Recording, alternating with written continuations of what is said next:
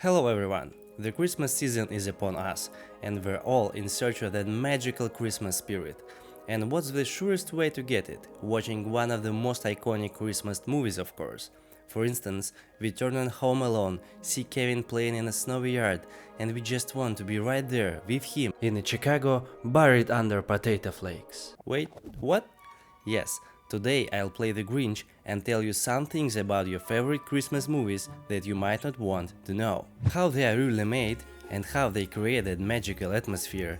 At the end of the video, I'll give you a few examples of Christmas movies that were actually filmed in warm weather. Let's dive in. Earlier I mentioned Home Alone. Well, fun fact, the McAllister house located at Lincoln Avenue was up for sale recently.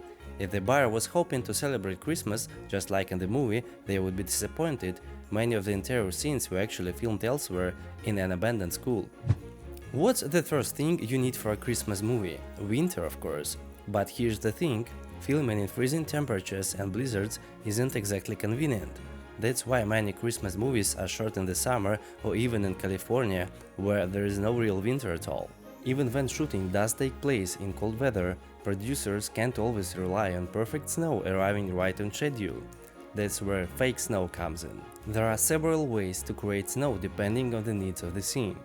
For stationary snowbanks and ground cover, filmmakers often use polystyrene beads or potato starch.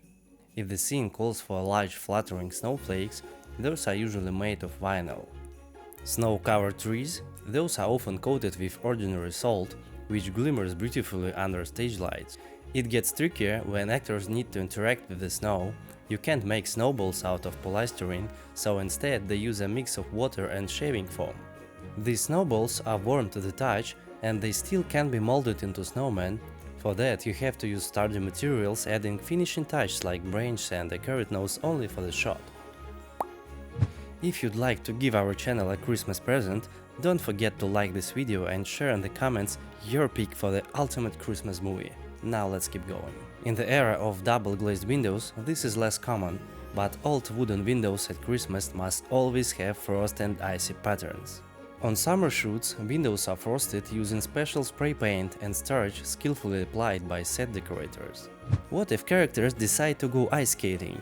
Even in the hottest summer heat, synthetic ice made from a special polyethylene can save the day.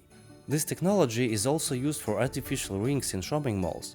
Plus, synthetic ice is safer than the real, it's less slippery and falling on it is softer. If a large block of ice is needed, it's often made from acrylic. And don't forget string lights, lots of colorful blinking string lights. They are essential for the Christmas vibe, but they are not great for filming. Flickering bulbs can create a strobe effect on camera and complicate color grading. That's why filmmakers often use steady lights and add a blinking effect during post-production. Oh, and here's another thing. In winter, when you breathe, you can see vapor coming from your mouth. Adding some vapor to a scene is easy with fog machines and pipes. For example, then can pipe it out through a sewer grate. But when it comes to an actor's breath, nothing has been invented yet, so frosty exhalations are added digitally during post-production, while the actors pretend to shiver in the cold. Speaking of actors, shooting in the summer spares them the cold, but brings another challenge. They have to sweat it out in winter coats under the blazing sun. It's a little easier if they are filming indoors, where air conditioning can help cool.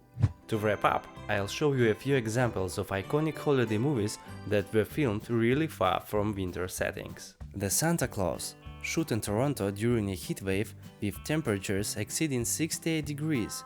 Actors had to be cooled with fans between takes.